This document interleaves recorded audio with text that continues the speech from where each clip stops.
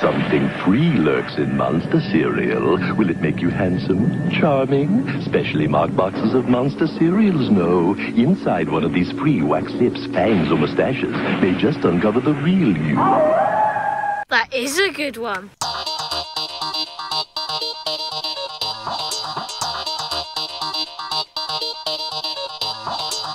The morning stream. The cavalry's here.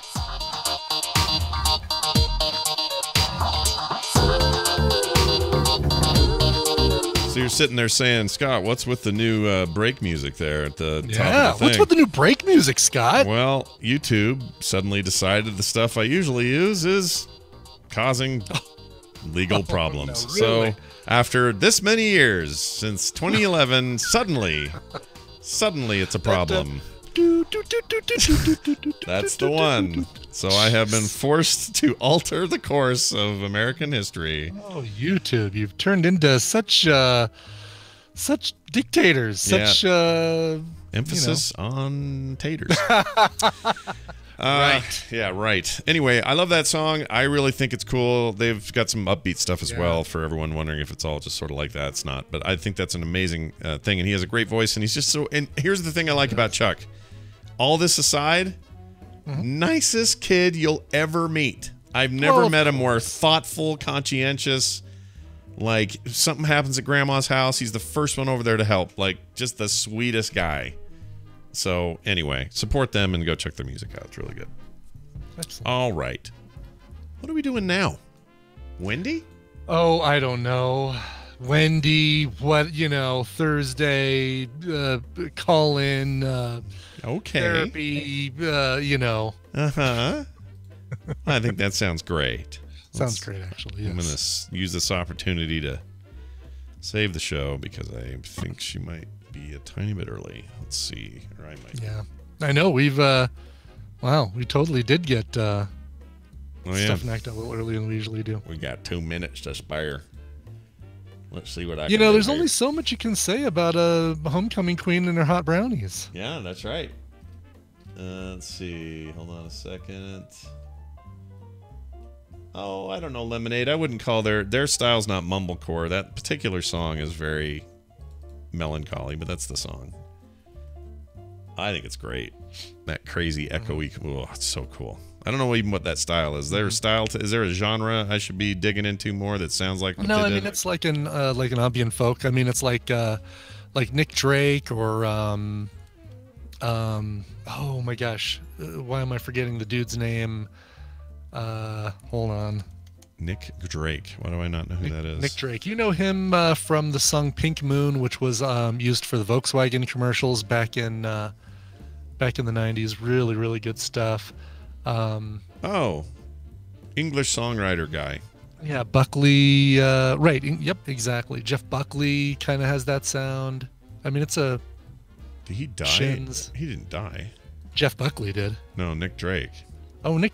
Well... Oh, no, he did. 74, yeah. I was going to say, he's it's... This is old stuff. Yeah. Okay. Nick Drake's select songs, too. Nick Drake, Day Is Gone. Like Pink Moon is the one to listen to. Let's see if I know any of this. Let's see. No, exactly. Along with everything that was Hello, I'm a British man singing. Go to Pink Moon. Come on now. Quit selecting other Nick Drake songs and just go right to Pink Moon. So what you're saying is forget the rest of his career and forget only the entire focus. rest of... Well, I mean, if you're looking for the thing that you're going to maybe recognize. Okay, let's play a tiny bit so I don't get in trouble. Oh, that song. That's on. I thought that was newer. That's on the Garden State soundtrack. Yes, yeah, it is. Right. Okay. All right. We'll learn something here today. Mm-hmm. Not such a dumbass after all. Well. Me, I mean. Well. Well. Well. All right, I'm gonna send her a. You ready to roll? I hear nothing from Bon Iver. Yeah, maybe that's who it is. Big Euros. I'm thinking of as Bon Iver. Yeah, I like that guy. Mm-hmm. All right. Okay. Told you. I told you, Scott. I told you. She's... Oh, there she is. I will add her again. Ring a ding. Interrupting her lunch. Oh, that's true over there. Oh, hi. Hello. Hi there. Hi. Hold on. Wait. Okay, now it's working. Hey, whoa, hey everybody, check it out. It's Wendy. What was that? I don't know. It was really funny. I'm losing it. It's Wendy Dunford, formerly Johnson. She's my sister, guys. She comes on the show as a real therapist and talks to you guys on the phone about your therapy issues. Wendy, how is it going? What's going on? How's the weather? I flew over you the other day. That was nice. Did you wave? Don't be calling us a flyover state. I am offended now. Yeah, I shouldn't call you flyover state. They don't like that, do they? When they. I don't know why you wouldn't like that. I mean, it feels like a flyover state means you're not going to get a big influx of tourists clogging up your roadways and stuff. Yeah, well, don't you? You should like that. Yeah, there's a weird something happening audio-wise, but it's fine now. I think it's fine now. Okay. Is it? Yeah, I think so. Isn't it? It is. I don't know. I was trying to make my own echo to double check. So, Question. yeah. Did either of you attend school with someone with your exact name? No. I probably didn't know it because Scott Johnson's super common and I hate that, but I never knew one personally, so no, I guess. Okay. How many Janets did you know? I knew, let's see, Janet. I knew no Janets in high school. I'm trying to think of any Janets I knew. Why is it familiar? Oh, because we had the cousin Janet. That's it, though. I never knew one in high school. Okay, the reason I asked this, I don't know, it's random, but the Good Place, you know, the robot, her name's Janet. Yeah. Mm-hmm. Yep. I was watching some bloopers of the show, and Ted Danson called her Karen, and it just made me laugh so hard. Why did he call her Karen? And then I was thinking, Janet, such a perfect name for that character and that robot, and then I'm like, I've never known a Janet in my whole life. Mm-hmm. And then it got me thinking about names and realizing, like, I went to high school with a girl with my exact name, and that was You did? You knew a Wendy Johnson in high school? Her name is Wendy Johnson. We were in the same grade, same everything. Brighton High Weird. School? Weird. That is Yeah, weird. and I would figure Scott Johnson. Come on, that's common. Yeah, exactly. It's super common. Go It was search just it. the murder guy that got interviewed. Oh no, it was you that got interviewed, and they put the wrong Scott Johnson on the bottom. Right? No, they The put wrong... Scott Peterson at the bottom. Scott Peterson. That's what it was. And it was right in the middle of that murder where Scott Peterson killed his wife. Right. And it was on the evening news, and they did it. They did it after asking me 4 separate times, please pronounce your name and tell us how to spell the last name, because they do that when you do interviews for accuracy. And then they blew it at the end and called me Scott Peterson. I have a screenshot of this somewhere. It's horrible. That's awesome. Anyway, well, it's nice to have you back and on. And I did fly over you, and I waved, and I don't think you felt it or knew How was it. Ohio? Columbus is rad. That is a cool town. I really liked it, like a lot liked it. To the point that, you know, if there was some compelling reason that said, hey, Scott, you need to move to Columbus, I'd do it. It was really cool. We liked it a lot. Oh, fun. Yeah. The only problem I have with it is that weird frog jump you have to do in Detroit to get there, because Delta doesn't have a hub, so you have to go from wherever you're going to Detroit, and then you lay over, and then 28 minutes. And Yeah, you're well, in. my guess is that if you lived there, you wouldn't fly Delta. Right. You'd like fly a different airline that has direct flights. No, that's a good point. That's a good point. But in this particular case, it was a little bit screwy. The big reason I wouldn't live there. Anyway. It's not a hub for Delta. No, it's a really, really cool place, and I can see why it's up and coming and growing, and they gentrified a ton of old stuff that's just awesome now, and it's college town and all that stuff. It's really, really cool. I was very impressed. We are now entering into a phase where we take a phone call right here on the show. We already have someone. Let's find out who it is. Hi, and good morning. Who's this? Good morning. This is William Madison. He gave us his whole. You didn't even have to give us your name, but if you did, Are you a that's cool. founding father? Listen to that. William, you're up in Oregon or Washington, is that right? Yep.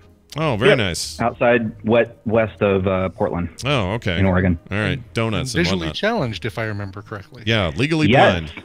Yeah. Yes, and I am the one who, I'm totally happy to say, brought a very dark subject, which was the assisted suicide, to the conversation. And I wanted to call in and apologize to Scott specifically, because it seemed like that hit you pretty hard. You mentioned in future episodes that it was like, that was a really dark subject. So I wanted to call in and apologize if that bothered you guys. No need to apologize at all. All I meant was it's a heavy subject no matter how you approach it. But we were glad to have it. Like, it's a good conversation to have. So yeah, no offense taken by any stretch. You could come here and say, I'm wondering if it's cool if I jam a live gerbil in my ear. I'd still say, cool, bring it on, whatever. We'll talk about whatever people have, but no worries at all. William, again, here's just one more evidence that we need you on Earth, is that you're this nice, that you're worried about Scott. Yeah. That's so sweet. Yeah, that's very nice. I have a case. Yeah. You can't go. That's right. Do you have do you got a fresh question for us today? I do. So this happened just recently, and I'm not usually I don't scare easily or get shaken easily. But within the last month, one morning I was on my way to a temp job downtown Portland and walking to the light rail where I live, and I heard the Max coming. I was stupid and I hurried and I tripped on a short barrier and basically fell and my cane went flying. I spent the next probably 10 to 12 minutes, like on the ground or, swishing my foot back and forth trying to find it. And then I stood there and, I was like, I knew that there was people around. It was early in the morning, but people were going to a gym that's right there near the platform. And I stood there and I said, hello, I need help. Hello. And it probably for 5 minutes. No one came up to help until a woman happened across my cane and put two and two together and picked it up and brought it to me. And I just started crying because I didn't know how I was going to walk home. I mean, it was just like, okay, how do I get my bearings and how do I get back home to get my other cane? Yeah. And she brought me the cane. Well, there was another guy that apparently had seen me for a while and said, oh, I'm sorry, I thought you were homeless. And I'm dressed up. I'm in khakis. I'm in a button-up shirt. I've got a, briefcase slung over my shoulder. And I've got my glasses on at, quarter or 10 minutes to 5 a.m. What a weird defense to try and come up with is, I thought you were homeless. Yeah, that's very odd. I mean, I think what they're saying, I mean, that's, you're in a downtown area. They're used to people perhaps panhandling or, on the edge of the freeway looking for food or whatever. And maybe you're exposed to that so much that if you see somebody who says help, you just assume that and you keep moving because that's what you do with homeless people. I mean, it sucks. It sucks. Yeah. I don't love any of that. My question is, I have told this story at my Toastmasters group. I'm telling it here. I've told it to friends. But every time I tell it, it still shakes me inside, which is odd because I typically don't. I have more resilience than that. But it was interesting because that kind of experience put me in okay, if I am totally alone and I do not have a cane, or, I'm going to be getting a guide dog soon, how in the world, do I exist? If you're talking about an apocalyptic type, future, which I have personal issues with that kind of media because, good Lord, put a blind guy in the middle of a zombie attack and, what do? Okay, just stand there and let them eat you because, well, you can't see them coming anyway. Right. It must have felt like a long 5 minutes, I'm guessing. That must have felt eternal. And it was 15 minutes, 15 to 17 minutes total that I was just out there.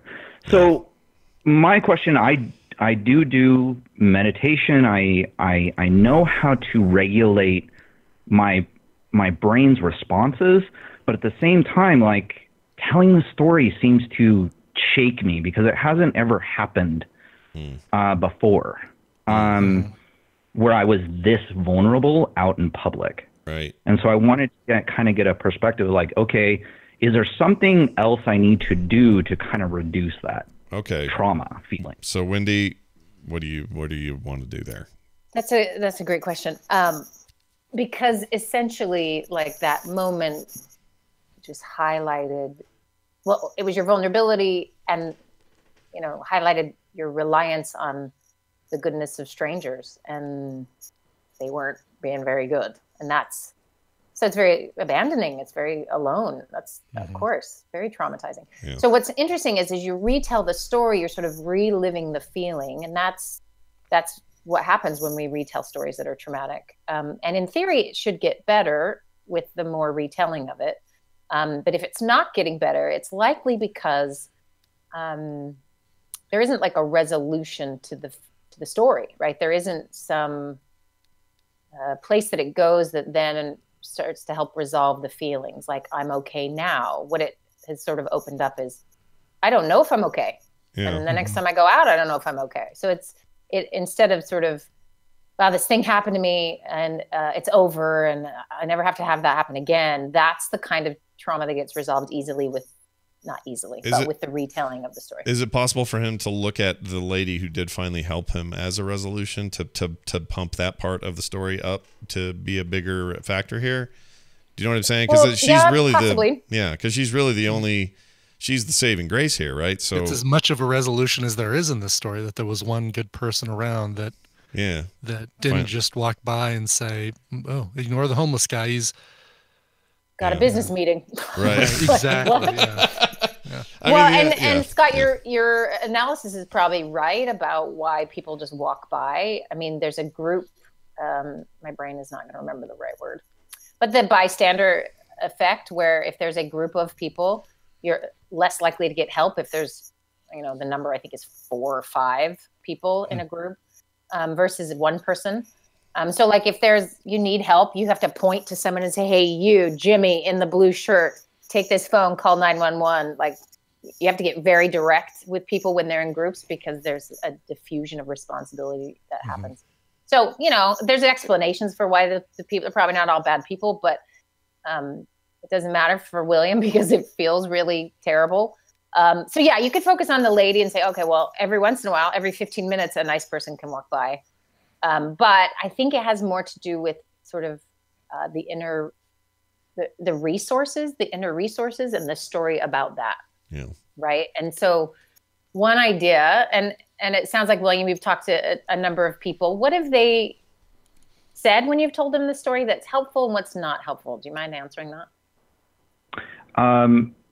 I mean, when I told it at my Toastmasters group, it was basically that sad. Basically, they come to that's a sad social commentary. Mm-hmm. That's it. That's it. Because, like, this is just, this is the state we're in right now, sort of thing. Right? Yeah, exactly. So the thought stops there, and it's like, okay, well, that's just the way it is. I feel bad for you, but now I've got to go back to my, I've got to go to my job. So, right. I'm going to feel bad right now and, think about it, but I'm going to go on with my life. Sure. Now, I don't know how they help, they'll probably, it's a great group and they'll probably help, but most people are, that's really sad. And you're really, I admire you for getting out and actually, going to work or, being independent. Yeah. But that's kind of it, It's funny because this story, this is how dumb my brain is, okay, everybody? So I'm just going to let this hang out. My brain says, well, next time I'm bringing a backup stick. Like in my head, I'm thinking, well, this is the problem. I had no redundancy because my stick went flying and nobody helped me pick it up. So the answer is have another stick in my back pocket I can whip out. And there's something to that. I mean, because you don't want to have to rely on somebody else. You don't want to have to be dependent on the kindness of strangers, especially when it seems like that's in short supply. Based on this I mean, you want to, situation. Right? You want to know that they're there, but you would like to be like, I always know if I'm moving, I know I have friends that will help me move. I know they will. And I have family that will help me move. I'd say, hey, we're moving. Oh, okay, what time should we be there? Okay, come, bring gloves, and we'll have pizza. Like, you can do that, but we hate doing that. I would much rather never have anyone help me move. And those are people you know. I mean, imagine going on the street and saying to a stranger and saying, hey, I need to move to a different place. Can you come over and help me move? Yeah, and that's my entire point. Like, if I understand that feeling of independence, especially if you're in a situation like William where there's a disability involved, even more so. You want to show that you got this going on. And you've always struck me, William, as somebody who seems like he has in all the previous conversations we've had. Like, you've got things in a good perspective. You seem to kind of know what you want to do and where to go, and nothing stops you from going to that temp job downtown. But this feels like one of those PTSD things, Wendy, where like a bad thing happens, and then, will William ever be able to go downtown again and not be in that area and go, oh, this is where it happened, and just have all that flood back? So I'm going to ask William another question. What would you want people to say to you after you tell them? Oh, man. Hard one, right? Yeah. That's hard because I've always been or attempted to be, aggressively independent.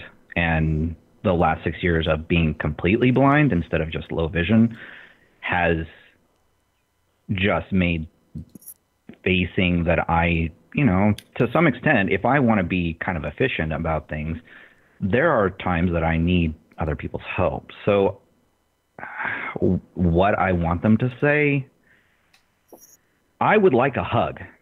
Let's say that. Okay. That's, if nothing else, that is what I would want, is just a hug and just and not just like tap you on the back, but just like, give me a hug, because it's tough, I don't know if there's anything that could be said particularly. That's interesting. And most times what people say is not even it's the right words or not. It's just that you don't actually want words. Right. Yeah. I understand that feeling. Absolutely. There was a this is years and years ago. I mean, I won't use that example because it's not really appropriate, but like there's situations where let's say your kids, you see this in your kids especially, that what you could do is try to teach them why the situation went wrong and go into all the bolts and nuts of how it functions and how this social thing fell apart for you or whatever.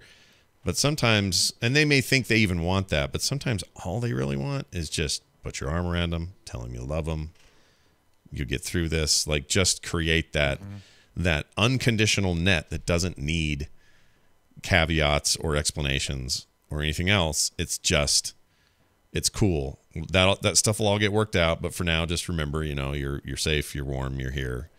Like, I totally get that need. Yeah, it's just a grounding, and I see you, I hear you, I'm with you. I don't need, and sometimes maybe you will need someone to be mad with you, right? This is hard in life to sort of know what you need from someone and then ask for it, because people don't always know what to do. Yeah. And the easy thing is to need something, never ask for it, get the wrong thing over and over and over, and get really mad and feel really alone.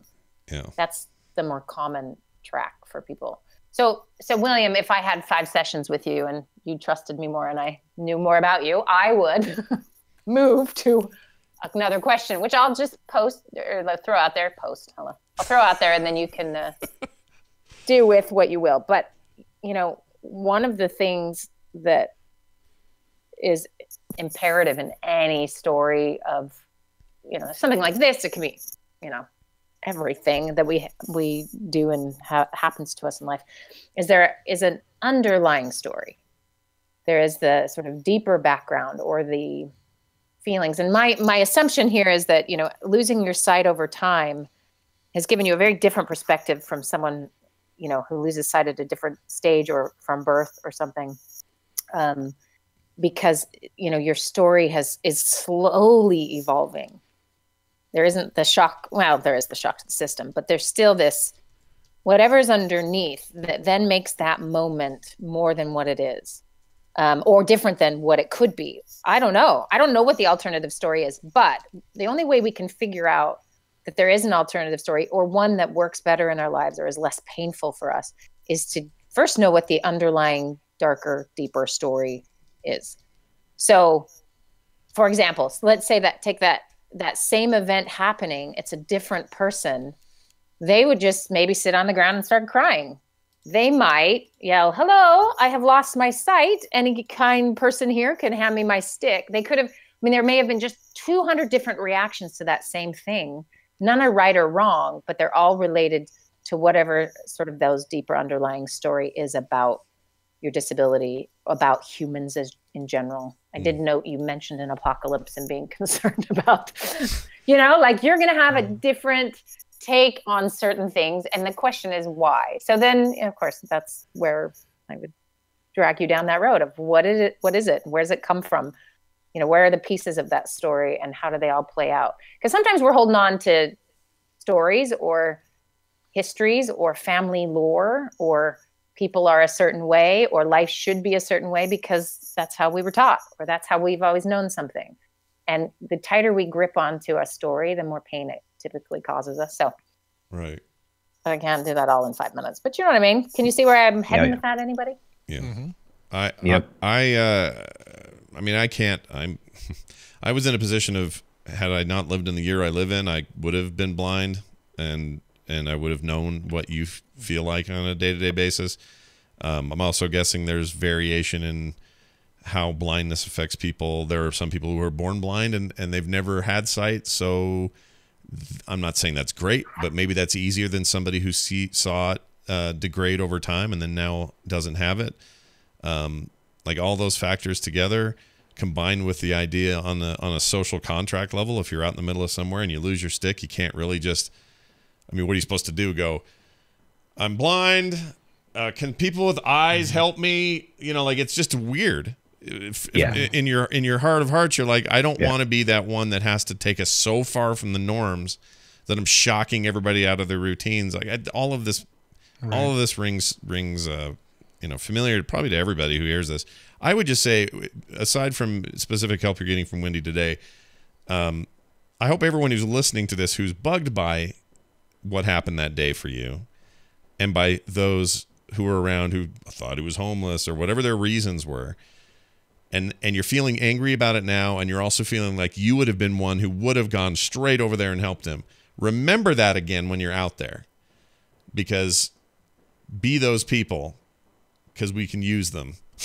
We need more people who will stop, drop, and help, and not, let their other stuff get in the way, or have their assumptions get in the way, or their perceptions get in the way. Even if this was, let's say you were a homeless guy who's just looking for cocaine money. All right. Let's say that was you. Even then, if you said help, I would say, "Oh, all right. Is there something I can do for you? I need cocaine." And then you could say, "Well, I can't help you with that. I'm sorry." And then move on. But make the attempt to help them, because you have no freaking idea until you ask. Mm-hmm. Yep. That's all I'm saying. And then those of you who are seeking out the help, you can use a little psychology on your side, which is, and obviously, William, your case, unfortunately, you couldn't see the person to point at them, but maybe next time just point in a general direction and say, "Hey, lady," or something. But the idea being, people have this group mentality. This is why you'll hear of these horrible stories where people all just watch something bad happen, and you think, "Oh my gosh, people are terrible." Turns out you would do the same thing. You are not special. There is a mechanism that occurs when we're in groups that does not occur when you're on your own. So you can get a crotchety, jerky dude to help you if you point to him alone and say, "Sir in the pink pants," because he's wearing pink pants. "Come, can you come help me?" And it happens again and again, and there's lots of evidence for that. So don't think you're better than anyone who's in a group and hasn't done the right thing, because you're not. Right. You're just like everybody else. But you can, like Scott's saying, make an attempt to see people. Here's where the apocalypse has already started, I will say, is that we can all just stay in our little online worlds and get really angry at strangers. Like, a level of vitriol that's kind of alarming. Correct? Yeah, that's a thing. I agree. And then when we go outside, guess what?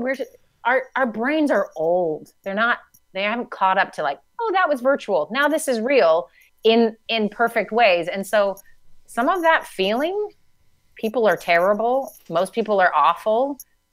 That happens. You take that with you to the grocery store. So what if the guy, he thought you were homeless? What does that make a difference? There's a guy on the ground trying to find something and saying help.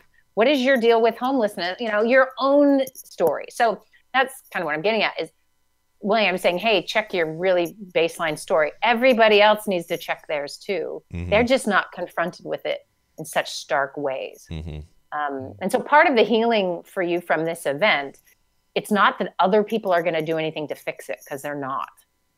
It's that you need to understand it more. So, and that's true of the guy who didn't want to help someone he thought was homeless. It's true for a group of people who watched something horrible happen. There has to be a looking inward. So if you're online and you hate everybody, then you might want to look at some of your underlying stuff. Like, what are you doing? And then you don't recognize how that then translates out into your life. Right. Maybe bitchy resting face is actually just you've been online too long. Oh, or something. Is that my you know problem? What I mean? Like your general stuff you take into the world. And I think it's, it's something for everyone to look at. Sure. Well, William, as always, best of luck with this, and keep us informed on how things go for you, man. For sure. Wendy, I wanted to say thank you for recommending Anatomy of Peace. I have read that thing probably 12 times because I love the way that the characters communicate. So thank you very much. It is just an amazing book, and it helps me to be able to walk out my door. There are good days and bad days when I don't have a plethora of courage or bravery, but I walk out my door and I go do my thing. And I try to have a heart at peace, not a heart at war. And that book has been absolutely amazing. If you're willing to actually study that book and the concepts in it and really dive deep, it's wonderful. So thank you very much. Yeah, I'd forgotten that you had recommended that. For those not in the remembrance like me, it's Anatomy of Peace, Resolving the Heart of Conflict. It's available on Kindle for only $10, paperback for only $12, and some used ones for even less, and on Audible 14. And the Audible narrator is amazing. He does different voices very, very well, makes the characters very distinct. So that's awesome. We should do a Frog Pants book club. Let's do it. Yeah, no kidding. I'm reading a lot of fantasy books right now, though, is the problem. So I don't know if There's that would nothing help. wrong with that, though. I mean, it can be all kinds of books in the book club. Yeah, but it would just be everybody be like, all right, here comes Scott with his dumb nerd ideas, and Wendy would have these like amazing life-changing books, is what she'd have. I'd have rock and roll biographies, so it all balances itself out. That's right. You'll never believe what I learned about Blondie. All right, have a fantastic one, dude. We'll talk to you later. I think that's going to do it for today. Now, here's a question for you about this whole issue real quick that I just wanted to get out there. You would also, and he's not on the line anymore, so it's unhelpful to give him this answer, although hopefully you'll hear it. But, your whole lean into it thing you're always talking about on here? Yeah. So I had to do a bit of that for this trip, for the talk I had to give. Yeah. And oh wow! Did you save your stress till the day before? I tried really hard to do that. I'm not going to sit here and say that I was hugely successful at putting it off or compartmentalizing it till the very last minute, but I did wait until the last day before we left to write it, because I knew I didn't need days to research anything or anything, and it's not that kind of thing. So I didn't over stress about that. I didn't pack until the day before or the night before.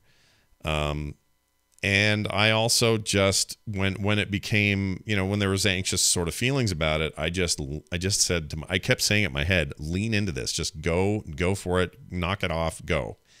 And that weirdly helped a lot, especially just hearing the words in my head, lean into it, did something to me. And I don't know if anyone else out there practiced this after all this talk about this or not. I use this as a chance to do that. I am soon going to have another big chance to do this, and it really worked for me. Just the phrase in my head, "lean into it," would weirdly calm me down. It was like this, like you're about to bungee jump. It's the rubber band around your wrist that takes you out of your anxiety and brings you back to the real world. Yeah, know? a little bit. Like it was it's an inner coach, right? It's the coach saying, instead of the inner critic. Yeah. The inner critic's like, oh my gosh, I don't know if you're going to do this. What are you waiting the last minute? You're insane. Right. Or the coach like, you got this. Lean in. You got it. Yeah. You know how you're doing. Yeah, specifically that phrase. Like I don't know why. It just worked. It made me more, I don't know, just positive about all of it. And ended up being reflected all throughout the event. Like I just came out of it. I don't know. Just I feel like I really learned something from that, and I'm really hoping I don't lose whatever that is, because it can be fleeting. You know, I mean, especially if you think you've figured it out, and then something bigger challenge comes along, and you're like, oh, lean into it, and it doesn't work the same. Like, so I realized that I'm being realistic about it, but it was really helpful for me. So if anyone out there's got, you know, big job interview or some kind of crazy thing they got to perform or whatever it is you got to do, just try that more. There was wisdom in that, you know, and I had to get over the whole hump of, well, it's my sister telling me to do it. You know. There's that whole thing, you know, where you just get a little prideful about it. But it was they worked out really well for me. So anyway, just as a little follow-up to previous conversations. Next week we'll be at it again with yet another edition of Therapy Thursdays. If you have questions, be here live and send us your stuff. Doesn't mean we don't like hearing from you via emails and on the website. Go to therapythursdays.com if you have specific questions. If you want Wendy to showcase your issue and maybe do a post, that can happen. Wendy, anything else before we go? Yeah, I forgot to send the links to those 2 things from last week on the attachment stuff. So I think I sent you one. I'll send you the other, and you can post those. So sorry, 18-year-old from Georgia. I forgot. But also, I've heard from multiple people, like, he's renewed my hope in humanity. So thank you for calling and being so mature. Wow. Because people are like, he was great. Yeah, Tina commented to me about him as well. Like, what a good head on that kid's shoulders. Yeah, he seemed pretty good for 18. I feel like the slacker didn't turn in my stuff to him. So I will send those to you, and you can post them somewhere. Good job, Generation Z, or whatever the hell it is we're calling you. Nice work. Thanks for putting down your avocado toast and calling in. That's right. I think that's the other group, but that's fine. We can lump them together. It's all right. Wendy, have a fantastic day, afternoon, and week, and we'll see you next time. All right. Bye, guys. Bye now. See ya. All right. Well, we've done it, Brian. We've done it again. We have. We've accomplished much in a very short amount of time. We're going to take our leave. Tomorrow, PM is back. The PM edition of the show, 3:30 Mountain Time, right here at frogpants.tv. If you like that extra episode, it's because people like you have supported us on Patreon at patreon.com/TMS. I'd love to see that number go up this month. If you are interested in supporting us or have any interest in the past and just thought you couldn't do it then, but now you can, even if it's just $1 a month, head on over there to patreon.com/TMS, but it's linked on the site too. If you go to frogpants.com, you'll find all this stuff. It's all there. All of it. All there. The morning stream at gmail.com, for example. We get emails there. Morning stream, Scott Johnson and Coverville on Twitter. That's a place to communicate with us. That's all fine. We're done. Let's get out. You got a song to go out? I do. This one's going out to Neil. And he says, as I swallow my drink of coffee here, it's my 10-year wedding anniversary. I'm bad at giving gifts, so I might as well continue that tradition by requesting a song on a podcast the wife doesn't listen